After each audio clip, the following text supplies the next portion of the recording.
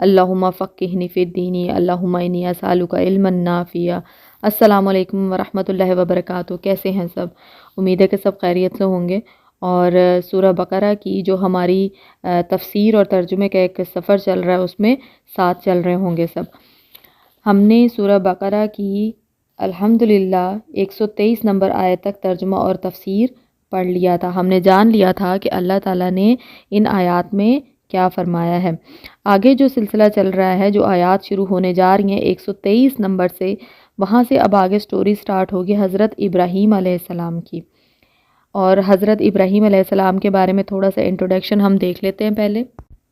حضرت ابراہیم علیہ السلام کو خلیل اللہ کا لقب دیا گیا، اور یہ اللہ تعالیٰ کے دوست آپ کہہ لیں کہ کیوں تھے؟ کیونکہ اللہ تعالیٰ نے ان کو لوگوں کا امام اس وقت بنایا جب دنیا میں صرف حضرت ابراہیم کے علاوہ حضرت لوط علیہ السلام ان کے بھتیجے اور حضرت سارہ علیہ السلام ان کی بیوی، صرف 2 لوگ مسلمان تھے، اور پوری دنیا میں صرف کفار تھے۔ اور اللہ تعالیٰ نے ان کو حضرت نوح علیہ السلام کے بعد پہلے نبی تھے جن کو اللہ تعالیٰ نے عالمگیر دعوت، آپ کہہ لیں کہ پوری دنیا کو دعوت دینی تھی انہوں نے، اور پوری دنیا میں اسلام پھیلانا تھا۔ اور اس میں ان کی بہت ساری قربانیاں تھیں، جس کا ذکر ہم آیت نمبر 21-24 میں بھی پڑھیں گے۔ لیکن آپ تھوڑا سا اگر ہم بیک گراؤنڈ دیکھتے ہیں جو ہمارے پاس ابھی تک بچپن سے لے کے ہم کتابوں میں، اسلامیات کی کتابوں میں پڑھتے رہے کہ حضرت ابراہیم علیہ السلام کو اللہ تعالیٰ نے بیٹا دیا تھا، حضرت اسماعیل علیہ السلام، اور کس عمر میں دیا تھا، اور پھر اس کے بعد کی قربانیاں کیا تھیں، وہ سب ہم 1 بائی 1 دیکھیں گے۔ لیکن وہ جہاں جہاں پہ ان کا ذکر آئے گا ہم وہیں پر دیکھیں گے۔ اگر ہم سارے واقعات کا اس ایک جگہ پہ ذکر کر لیں گے تو وہ پھر وہاں پہ ہمیں تھوڑا سا انٹرسٹنگ نہیں لگے گا۔ اس لیے ہم جیسے سورہ انعام ہے، سورہ انبیاء ہے، اور سورہ عنکبوت، جہاں جہاں ان کے ذکر آتا جائے گا، جو جو واقعات آتے جائیں گے، وہ ہم ساتھ ساتھ اس کی ایکسپلینیشن دیکھتے چلے جائیں گے۔ لیکن ابھی ہم نے یہاں پر صرف اتنا دیکھنا ہے کہ دیکھیں اللہ تعالیٰ نے پوری دنیا میں، آپ کہہ لیں کہ اس وقت کفار تھے، اور اللہ تعالیٰ نے حضرت ابراہیم علیہ السلام کو بچپن سے ہی دانائی دی ہوئی تھی، حکمت کا علم وہ جانتے تھے، حکمت ان کے پاس تھی، وہ ہر چیز کو اللہ تعالیٰ کے دیے ہوئے علم کے وجہ سے وہ اس کا جواب نکال لیتے تھے۔ جیسے کہ آپ لوگ بچپن سے پڑھتے آئے، ایک واقعہ تھا کہ جس میں حضرت ابراہیم علیہ السلام نے بتوں کو توڑ دیا تھا، اور بڑے والے بت کے بارے میں کہا تھا کہ پوچھ لو اس سے کس نے توڑا ہے باقی بتوں کو، یا اگر تمہیں پتا تھا کہ تمہارے بت اپنی حفاظت نہیں کر سکتے تو کسی کو اس کی حفاظت پہ لگا جاتے، مجھے کیا معلوم کہ انہوں نے توڑا ہے۔ ٹھیک ہے، تو یہ اس طرح کے واقعات ہم نے پڑھے۔ اب دیکھیں یہاں پہ آپ تھوڑا سا ایک مائنڈ سیٹ بنائیں کہ پوری دنیا میں کفار ہیں، ٹھیک ہے، اور آپ حضرت ابراہیم علیہ السلام کو اللہ تعالیٰ نے پوری دنیا میں،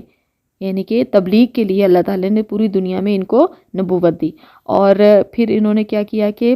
انہوں نے سفر کیے، یا جیسے بابل کے شہر، یعنی کہ بابل میں پیدا ہوئے جو کہ عراق کا شہر تھا، اور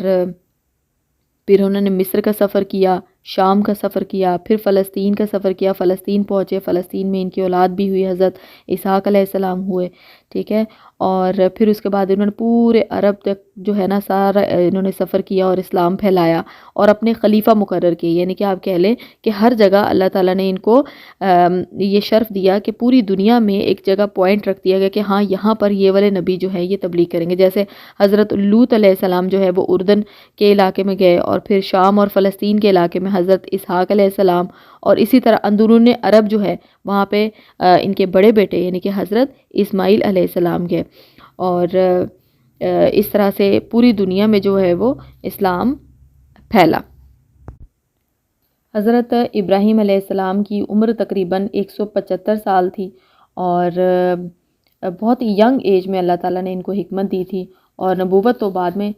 ملی، لیکن اس سے پہلے ان کو اللہ تعالیٰ نے حکمت عطا کی تھی۔ اچھا، یہاں پر ہم تھوڑا سا نا سٹارٹنگ سے دیکھ لیتے ہیں تاکہ آپ لوگوں کو بیک گراؤنڈ تھوڑا سا سمجھ میں آ جائے۔ حضرت ابراہیم علیہ السلام کی شادی جو ہے وہ حضرت سارہ علیہ السلام سے ہوئی تھی، اور حضرت سارہ علیہ السلام سے ان کی کوئی اولاد نہیں تھی، 20 سال تک ان کی کوئی اولاد نہیں تھی۔ ایک بار یہ لوگ مصر کے علاقے سے گزرے اور وہاں کا جو بادشاہ ہے وہ کافی آپ کہہ لیں کہ رنگین مزاج کہہ لیں اس کو، اور وہ خوبصورت عورت کو اگر دیکھ لیتا تھا تو وہ پھر اس سے ظاہر ہے پھر اس کا فائدہ اٹھانے کی کوشش کی جاتی تھی۔ تو حضرت ابراہیم علیہ السلام کی جو بیوی حضرت سارہ علیہ السلام ہے وہ بہت خوبصورت تھی، اور حضرت ابراہیم علیہ السلام کو جب بادشاہ نے پوچھا یا اس سے پوچھوایا گیا کہ یہ آپ کی کیا لگتی ہیں، تو انہوں نے وہاں پہ حکمت سے اور آپ کہہ لیں کہ ضرورت کے تحت یہ ایک بات کہی کہ یہ میری بہن ہے، اور یہ دینی لحاظ سے تھا کیونکہ اس وقت دنیا میں میاں بیوی کوئی بھی کپل موجود نہیں تھا، کپل میں صرف حضرت ابراہیم علیہ السلام اور حضرت سارہ علیہ السلام تھے، اور دینی لحاظ سے بہن تھی، اس وجہ سے انہوں نے اس بات کا آپ کہہ لیں کہ فائدہ اٹھایا اور اسے یہ کہا کہ یہ میری بہن ہے، تاکہ وہ ایسا نہ ہو کہ جب ان کو میاں بیوی کا پتہ چلے تو وہ حضرت ابراہیم علیہ السلام کو قتل کرنے کا منصوبہ بنا لیں، ٹھیک ہے۔ تو اس حکمت کے تحت وہاں پر یہ بات کہی گئی تھی، اور جب بادشاہ نے حضرت سارہ علیہ السلام کا فائدہ اٹھانے کی کوشش کی تو اللہ تعالیٰ نے حضرت سارہ علیہ السلام کی مدد فرمائی، اور جتنی بار بھی اس نے آگے بڑھنے کی کوشش کی اللہ تعالیٰ نے اس کو ایسا مطلب ہوا کہ جیسے آپ کہہ لیں کہ ان کا سانس اس شخص کا سانس بند ہو گیا، اور پھر حضرت سارہ نے اللہ تعالیٰ سے دعا کی کہ اللہ تعالیٰ مجھے اس شخص کے شر سے بچانا، اور اللہ تعالیٰ نے 2 سے 3 دفعہ اس بندے نے آگے آنے کی کوشش کی، اور اللہ تعالیٰ نے حضرت سارہ کی اس سے حفاظت فرمائی۔ اور پھر اس کے بعد اس کو لگا کہ کہیں یہ جنات وغیرہ ہیں یا پتہ نہیں کون سی مخلوق ہے، تو اس نے ڈر کے مارے خوف کے مارے ان کو چھوڑ دیا، اور پھر ساتھ ان کے ایک لونڈی دے دی، جن کا خدمت کے لیے ایک لونڈی دے دی ان کو، ٹھیک ہے، جو کہ حضرت ہاجرہ علیہ السلام تھی۔ اور جب یہ واپس آئے اور پھر اللہ تعالیٰ نے جب یہ فلسطین گئے پھر اللہ تعالیٰ نے ان کو وہاں پہ حضرت ہاجرہ سے بیٹے کی نعمت عطا فرمائی جو کہ حضرت اسماعیل علیہ السلام ہے، اور حضرت اسماعیل جب پیدا ہوئے تھے اس وقت حضرت ابراہیم علیہ السلام کی عمر تقریباً 85 سال یعنی کہ 85 ایئرس کے تھے وہ، اور پھر حضرت سارہ جو ہیں ان کو مطلب آپ کہہ لیں کہ ان کا رشتہ اس طرح سے تھا، ان کو فیل نہیں ہوتا تھا اچھا، جس وجہ سے انہوں نے کہا کہ ان کو یہاں سے آپ کہیں اور لے جائیں، اور حضرت ابراہیم علیہ السلام حضرت ہاجرہ اور حضرت اسماعیل علیہ السلام کو لے کر وہاں پہ عرب میں آ گئے یعنی کہ مکہ میں آ گئے، اور وہاں پہ جو آبادی ہونا شروع ہوئی تھی وہ بیسیکلی ان کے وہاں قیام کرنے کے بعد ہی وہ سلسلہ شروع ہوا تھا، ٹھیک ہے۔ اور پھر اس طرح سے حضرت سارہ علیہ السلام کو بھی اللہ تعالیٰ نے خوشخبری دی، اور اس وقت حضرت ابراہیم علیہ السلام کی عمر مبارک تقریباً 100 سال تھی جب حضرت اسحاق علیہ السلام حضرت سارہ سے پیدا ہوئے تھے، اور حضرت اسحاق علیہ السلام سے ہی آگے پھر انبیاء کی نسل چلتی رہی، اور انبیاء ان کی نسل میں ہی پیدا ہوتے رہے، اور پھر بنی اسرائیل اور یہودی جو ہیں وہ آپ کہہ لیں کہ انہی کی نسل سے پیدا ہوتے رہے، عیسائی بھی۔ اور حضرت اسماعیل علیہ السلام کی نسل سے حضرت محمد صلی اللہ علیہ وسلم پیدا ہوئے، اور ان سے پہلے کوئی بھی نبی حضرت اسماعیل علیہ السلام کی نسل سے نہیں تھا۔ یہی وجہ تھی کہ جو یہود ہیں وہ یہ سمجھتے تھے کہ حضرت ابراہیم سے ان کے جو 2 بیٹے ہیں حضرت اسماعیل اور حضرت اسحاق علیہ السلام، تو حضرت اسحاق علیہ السلام میں ہی نبوت کا سلسلہ چلتا رہا، تو نبی پاک جو آخری نبی جن کی بشارت ان کی کتابوں میں تھی وہ بھی ان کی نسل سے ہی پیدا ہوں گے، ٹھیک ہے۔ لیکن حضرت اسماعیل علیہ السلام جو ہیں ان سے حضرت محمد صلی اللہ علیہ وسلم ان کی نسل سے پیدا ہوئے، ٹھیک ہوگا۔ یہ ہم نے مختصراً دیکھ لیا کہ ان کے بیٹے حضرت اسماعیل اور حضرت اسحاق کن کن بیویوں سے تھے، ٹھیک ہے۔ اس کے علاوہ مختلف واقعات ہم دیکھیں گے، ہم پہلی آیت دیکھ لیتے ہیں، اس کے بعد ہم اس پہ بات کریں گے۔ اعوذ باللہ من الشیطان الرجیم، بسم اللہ الرحمن الرحیم، وَإِذِ ابْتَلَىٰ إِبْرَاهِيمَ رَبُّهُ بِكَلِمَاتٍ فَأَتَمَّهُنَّ قَالَ إِنِّي جَاعِلُكَ لِلنَّاسِ إِمَامًا قَالَ وَمِن ذُرِّيَّتِي قَالَ لَا يَنَالُ عَهْدِي الظَّالِمِينَ۔ جب حضرت ابراہیم علیہ السلام کو ان کے رب نے کئی باتوں سے آزمایا اور انہوں نے سب کو پورا کر دیا تو اللہ نے فرمایا کہ میں تمہیں لوگوں کا امام بنا دوں گا۔ عرض کرنے لگے اور میری اولاد کو؟ فرمایا میرا وعدہ ظالموں سے نہیں۔ اب ہم اس کو تھوڑا سا سمجھ لیتے ہیں کہ اللہ تعالیٰ نے حضرت ابراہیم علیہ السلام کو، اگر ہم آیت کے شروع میں آتے ہیں تو بات لکھی ہوئی ہے کئی باتوں سے آزمایا۔ اب کئی باتوں سے آزمانے سے بہت سارے واقعات جو ہیں وہ ہمیں آلریڈی معلوم ہیں، لیکن ہم چونکہ تفسیر کر رہے ہیں تو obviously ہم ان کا ذکر لازمی کریں گے۔ تو کئی باتوں سے آپ سب کو معلوم ہے کہ حضرت ابراہیم علیہ السلام جو ہیں وہ آگ میں بھی ڈالے گئے، اور اللہ تعالیٰ نے آپ کو سلامتی والا بنا دیا، اور حضرت ابراہیم جو ہے وہ خیریت و عافیت سے وہاں سے جو ہیں وہ نکل آئے، ٹھیک ہے۔ پھر اس کے بعد نمرود جو ہے اس کا واقعہ آپ سب کو معلوم ہے کہ اس کے ساتھ جو مناظرہ ہوا تھا، پھر اس کے بعد جو بتوں والا واقعہ ہوا تھا اس سے پہلے، اور پھر اس کے بعد جب ہجرت کی، اور ان سے پہلے سب سے پہلے ہم آ جائیں تو حضرت ابراہیم علیہ السلام کے والد جو ہیں وہ بت پرست تھے، آپ کہہ لیں کہ بتوں کی پوجا کرتے تھے۔ تو یہ غم بھی بہت بڑا غم ہوتا ہے کہ آپ کے رشتوں میں سے کوئی شخص ایسا ہو کہ جو کہ بت پرستی یا شرک میں انوالو ہو، اور آپ چاہ کر بھی اس کا وہ عقیدہ اس کے دل دماغ سے نکال نہ سکتے ہوں، اور توحید کا عقیدہ اس کے دل میں نہ ڈال سکتے ہوں، ایک نبی ہو کر بھی، ٹھیک ہے۔ تو یہ اللہ تعالیٰ نے ان کو پھر آزمایا حضرت اسماعیل کے ذریعے سے کہ اتنے بڑھاپے میں اولاد دی، بیٹے جیسی نعمت دی، اور پھر اللہ تعالیٰ نے خواب میں ان کو بتایا کہ آپ ان کو جا کے ذبح کر دیں، اور وہ اس کے لیے تیار ہو گئے، ٹھیک ہے۔ اور وہاں پر بھی اللہ تعالیٰ نے ان کو جب آزمایا، اور جب بالکل آپ کہہ لیں کہ ہچکچائے نہیں، اور جب اللہ تعالیٰ نے دمبا بھیجا، اور اس کے بعد جو ہے وہ حضرت ابراہیم علیہ السلام اور حضرت اسماعیل علیہ السلام کی وہ قربانی جو ہے وہ اللہ تعالیٰ نے قبول کی، اور جو کہ ہم آج تک دیتے ہیں۔ اس طرح سے جتنی بھی آزمائشیں تھیں اس سب پر وہ پورا اترے۔ اب دیکھیں آگے کیا لکھا ہوا ہے، انہوں نے سب کو پورا کر دیے، یعنی کہ 100/100 مارکس لے لیے، یعنی کہ اللہ تعالیٰ نے جس طرح سے اپنے اس بندے کو آزمایا، یہ اس سب آزمائشوں پہ پورا اترے۔ اور اس کے بعد اللہ تعالیٰ نے ان کو منصب دیا، کیا منصب دیا؟ لوگوں کا امام بنا دوں گا۔ جیسے کہ میں نے پہلے بھی کہا کہ حضرت ابراہیم علیہ السلام اور ان کی بیوی حضرت سارہ علیہ السلام اور حضرت لوط علیہ السلام جو کہ ان کے بھتیجے تھے، اور ان 2 افراد کے علاوہ کوئی پوری دنیا میں مسلمان نہیں تھا، اور سب لوگوں کی امامت کا ذمہ جو ہے وہ اللہ تعالیٰ نے حضرت ابراہیم علیہ السلام کو دیا کہ آپ جو ہیں وہ پوری دنیا میں جو ہیں وہ اسلام کو پھیلائیں گے، اور امام الناس کا جو آپ کہہ لیں کہ عہدہ ہے وہ ان کو ملا۔ اور آپ کو پتہ ہے کہ اسی وجہ سے جو یہودی ہیں، یہودی ہوں، عیسائی ہوں یا مشرکین عرب ہوں، یہ سب ہی ان کی شخصیت کو جو ہے وہ پیشوا مانتے ہیں، یعنی کہ ان کو اپنا استاد آپ کہہ لیں کہ جن کے امام مانتے ہیں اپنے، ٹھیک ہے۔ اور جب اللہ تعالیٰ نے حضرت ابراہیم علیہ السلام کو کہا کہ آپ کو امام بنا دوں گا، تو اس وقت حضرت ابراہیم علیہ السلام نے عرض کی کہ میری اولاد کو بھی، یعنی کہ میری اولاد کو بھی آپ امام بنائیں گے، یا میری اولاد کو بھی یہ منصب ملے گا؟ تو اس وقت اللہ تعالیٰ نے کیا فرمایا تھا کہ میرا وعدہ ظالموں سے نہیں، قول لا ینال عہد الظالمین، میرا وعدہ ظالموں سے نہیں۔ اب ظالم کون ہوتے ہیں؟ ظالم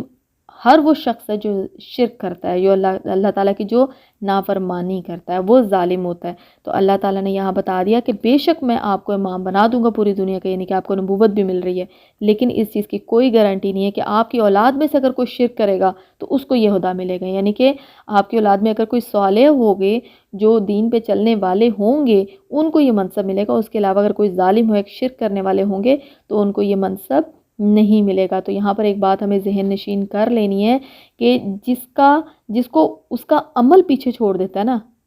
یعنی کہ اللہ تعالیٰ نے جو عمل کرنے کی یہ جو ہمیں شرائط بتائی ہیں، اگر اس کا عمل ویسا نہیں ہے نا تو اس کا حسب نسب اس کو آگے نہیں لے کے جا سکتا، ٹھیک ہے۔ تو یہ انبیاء میں بھی ہے کہ اگر کسی کا عمل جو ہے وہ اس مطابق نہیں ہے جو اللہ تعالیٰ نے فرمایا ہے تو اس کا حسب نسب اس کو آگے بالکل بھی نہیں لے کے جا سکتا، ٹھیک ہے۔ تو جیسے ہمارے ہاں گدی نشینی والا سلسلہ ہوتا ہے، تو ایسا نہیں ہے کہ اگر کوئی شرک کرنے والا انسان ہو تو اللہ تعالیٰ اس کو بھی نبوت دے دیں گے، ایسا بالکل بھی نہیں ہے۔ اللہ معاف کرے، اللہ تعالیٰ ہم سب کو نیک عمل کرنے کی توفیق دے۔ انبیاء کے گھرانوں میں بھی ایسے انسان پیدا ہوئے کہ ہمارے سامنے حضرت نوح علیہ السلام کی مثال ہے کہ ان کے بیٹے نے اور ان کی بیوی نے بھی اسلام قبول نہیں کیا تھا، اور وہ ڈوبتا ہوا ان کو دیکھتے رہے تھے۔ اگلی آیت دیکھ لیتے ہیں ہم، 125 نمبر کی آیت ہے۔ وَإِذْ جَعَلْنَا الْبَيْتَ مَثَابَةً لِلنَّاسِ وَأَمْنًا وَاتَّخِذُوا مِن مَّقَامِ إِبْرَاهِيمَ مُصَلًّى وَعَهِدْنَا إِلَىٰ إِبْرَاهِيمَ وَإِسْمَاعِيلَ أَن طَهِّرَ بَيْتِيَ لِلطَّائِفِينَ وَالْعَاكِفِينَ وَالرُّكَّعِ السُّجُودِ۔ ہم نے بیت اللہ کو لوگوں کے لیے ثواب اور امن و امان کی جگہ بنائی، تم مقام ابراہیم کو جائے نماز مقرر کر لو۔ ہم نے ابراہیم علیہ السلام اور اسماعیل علیہ السلام سے وعدہ لیا کہ تم میرے گھر کو طواف کرنے والوں اور رکوع سجدہ کرنے والوں کے لیے پاک رکھو۔ اب دیکھیں یہاں پر اللہ تعالیٰ نے بیت اللہ کی بات کی ہے کہ لوگوں کے لیے ثواب اور امن کی جگہ بنا دیا گیا ان کو۔ اب دیکھیں اس میں مثابۃ للناس یعنی کہ لوگوں کے لیے ثواب کی جگہ، یعنی کہ بار بار آپ آئیں گے، وہاں پہ آپ کا دل کرے گا جانے کو، اور یہ جگہ ایسی ہے کہ جہاں پہ ایک بار اگر کوئی چلا جائے تو اس کا دل کرتا ہے کہ وہ اس جگہ کو بار بار دیکھے اور اس جگہ پہ بار بار جا کے عبادت کرے اور ثواب کمائے۔ تو اللہ تعالیٰ نے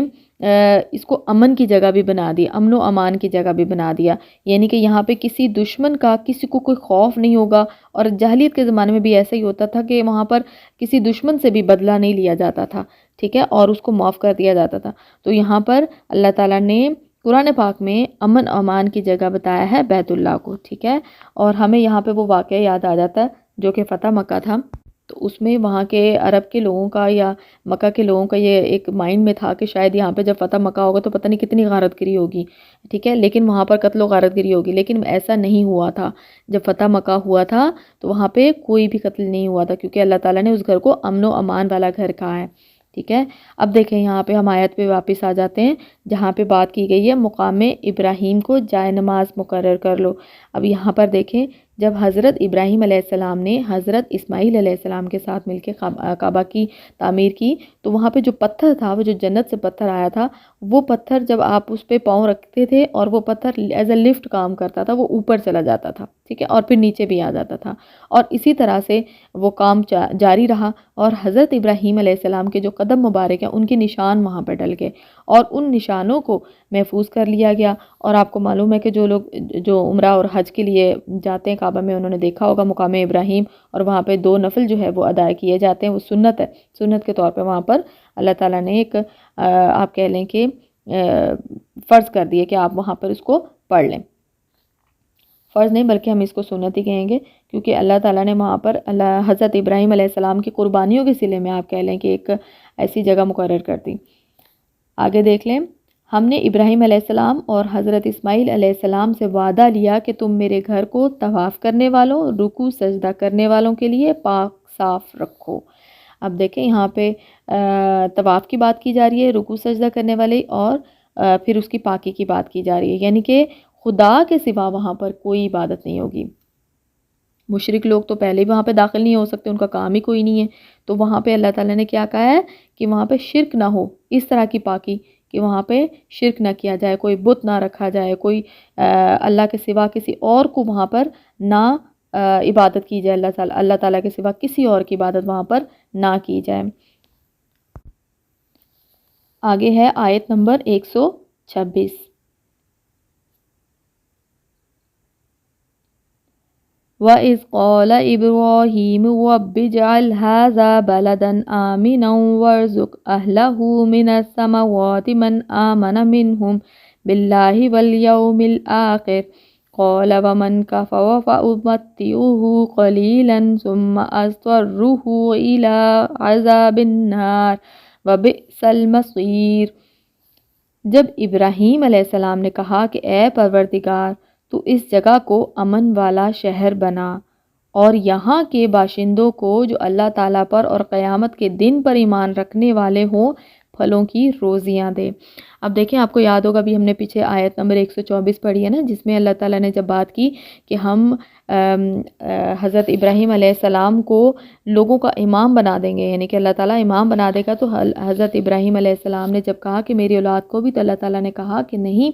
یہ وعدہ ظالموں سے نہیں۔ تو اب یہاں پر دیکھیں جو ابراہیم علیہ السلام ہے وہ جو دعا کر رہے ہیں وہ کیا کر رہے ہیں کہ اے اللہ اس شہر کو امن والا شہر بنا دے، اور یہاں کے باشندوں کو جو اللہ تعالیٰ پر اور قیامت کے دن پر ایمان رکھتے ہیں، یعنی کہ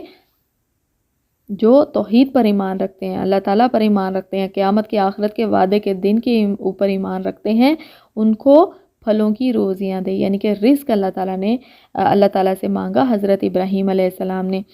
تو انہوں نے اپنی دعا کو آپ کہہ سکتے ہیں کہ تھوڑا سا ٹرننگ پوائنٹ دیا کہ جب اللہ تعالیٰ نے کہا کہ وعدہ ظالموں سے نہیں ہے، تو اللہ تعالیٰ کو حضرت ابراہیم علیہ السلام نے کہا کہ جو اللہ پر اور قیامت کے دن پر ایمان رکھتے ہیں صرف ان کو رزق دیں، ٹھیک ہے۔ تو پھر آگے دیکھیں اللہ تعالیٰ نے کتنی خوبصورتی سے جواب دیا ہے کہ اللہ نے فرمایا کہ میں کافروں کو بھی تھوڑا فائدہ دوں گا، پھر انہیں آگ کے عذاب کی طرف بے بس کر دوں گا، یہ پہنچنے کی جگہ بری ہے۔ یعنی کہ اللہ تعالیٰ نے فرمایا کہ میں کافروں کو بھی رزق دوں گا، صرف ایسے لوگوں کو نہیں جو اللہ پر اور قیامت کے دن پر ایمان رکھتے ہوں، میں کافروں کو جو مجھے نہیں مانتے ہوں گے، جو شرک بھی کرتے ہوں گے، ان کو بھی فائدہ دوں گا۔ لیکن ظاہر ہے دنیاوی فائدہ ہے نا، تو اللہ تعالیٰ نے کہا ہے کہ انہیں بہت تھوڑا سا فائدہ دوں گا اور پھر انہیں آگ میں ڈال دوں گا، یعنی کہ ہمیشہ والا عذاب ہوگا ان کے لیے، کیونکہ شرک کی تو معافی نہیں ہے۔ جو شرک کریں گے وہ ہمیشہ کے لیے جہنم کا ایندھن بنیں گے۔ تو اللہ تعالیٰ نے یہاں پر بڑا واضح کر دیا کہ جو لوگ کافر ہوں گے ان کو بھی فائدہ دیا جائے گا۔ اب دیکھیں نا، اس سے ایک بات ہمارے مائنڈ میں یہ بھی آتی ہے کہ اگر کسی کو دنیا میں بہت زیادہ رزق اور فراوانی ہے مال و دولت کی اس کے ہاں، تو ضروری نہیں ہے کہ ہم اس سے یہ اندازہ لگا لیں کہ اللہ تعالیٰ اس سے بڑے راضی ہوں، ٹھیک ہے؟ ضروری نہیں ہے کہ اللہ تعالیٰ ان سے راضی ہوں، کیونکہ دولت اور پیسہ اور جائیداد اور جتنا بھی مال و دولت ہوتا ہے یہ سب آزمائش بھی ہوتی ہے، ٹھیک ہے؟ تو اللہ تبارک و تعالیٰ نے یہاں پہ بڑے کلیئر الفاظوں میں بتا دی کہ کفار کو بھی دیا جائے گا، ٹھیک ہے؟ تو ہم یہ بات کبھی بھی نہیں سوچ سکتے کہ جس کو اللہ تعالیٰ نے مال و دولت زیادہ عطا فرمائی ہے وہ شخص اللہ تعالیٰ کا بہت پسندیدہ شخص ہے، اللہ تعالیٰ اس سے بڑا راضی ہے اس لیے اس کو رزق دے رہے ہیں، نیور، ہم یہ نہیں سوچ سکتے، ٹھیک ہے؟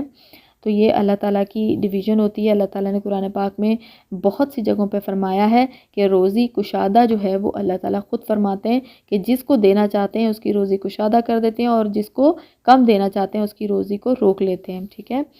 اور یہاں ہم نے آیت نمبر 126 تک ترجمہ اور تفسیر دیکھ لی۔ اب انشاءاللہ ہم لوگ اس سے آگے پڑھیں گے، آگے بھی بڑا انٹرسٹنگ واقعات آ رہے ہیں جس میں اللہ تعالیٰ نے جو انہوں نے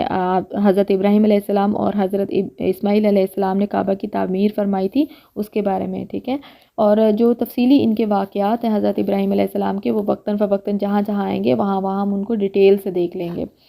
اور اللہ تعالیٰ ہمارے اس سفر کو کامیاب کرے، اور ہم سے کہیں پہ کوتاہی غلطی ہو جائے، الفاظوں میں ہو جائے، کہیں پر بھی ہو جائے، اللہ تعالیٰ اسے درگزر فرمائے اور ہم سب کو نیک عمل کرنے کی توفیق عطا فرمائے۔ آمین ثم آمین، وما علینا الا البلاغ المبین۔